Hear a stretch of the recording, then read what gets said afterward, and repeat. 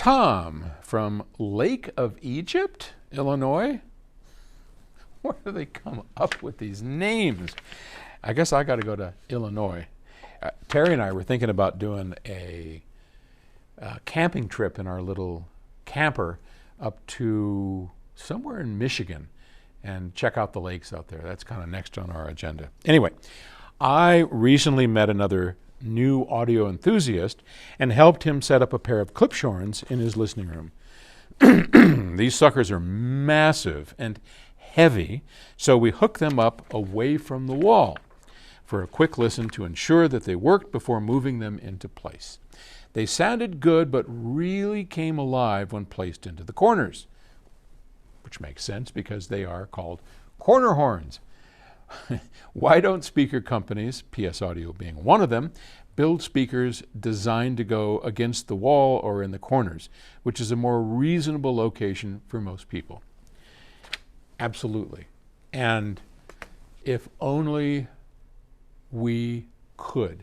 So we are certified lunatics. I've heard Klipschorns. In fact, my first experience that kind of sucked me into this whole thing of high-end audio was a pair of JBL corner horns. And I think the one that got me was Edgar Winter's Frankenstein. And da-da-da-da-da-da-da, boom, boom, boom, boom, boom, boom. Yeah, it's like, whoa! The music just washed over me, unlike anything I'd ever heard before. I think the greatest thing I'd ever heard before that was a pair of Bose 901s up against a wall, and that sounded, I mean, I wanted to run from the room. It was awful. But this was amazing.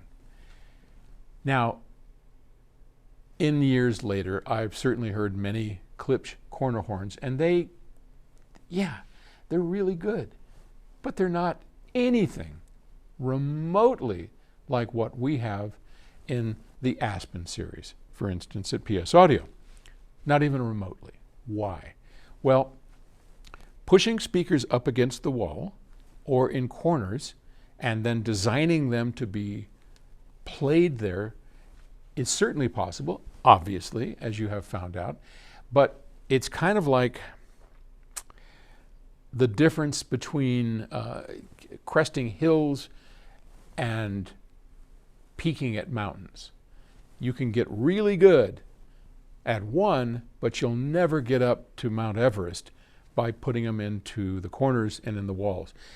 There's a whole bunch of different reasons. Chris Brunhaver, our speaker designer, would more be able to speak to that with some kind of technical facts and eloquence than me. But I know that doing those things, you can only get so good. You really need to take speakers out into the room and away from the wall, or go through some heavy DSP gyrations, and then even then you're not going to get to what we have and what we can do. So again, being certified lunatics in our field, we have a certain standard that we meet. And when you hear that, when you sit up in Music Room 2 or Music Room 3, come here on a tour, you'll hear what I mean. You don't get that. You can't get that from corner horns and up against the wall speakers. No matter how great of a designer you are, there are just too many difficulties in doing so, and you'll never get the space behind the speakers, the sound stage, the depth, all of that stuff that we so love. And I am not willing to give that up just because it is a better place to put a speaker as concerns the room. Couldn't agree more. Just you'll never get what we have. And once you hear it, you never want to give it up. Okay. Thanks for the question. Take it easy.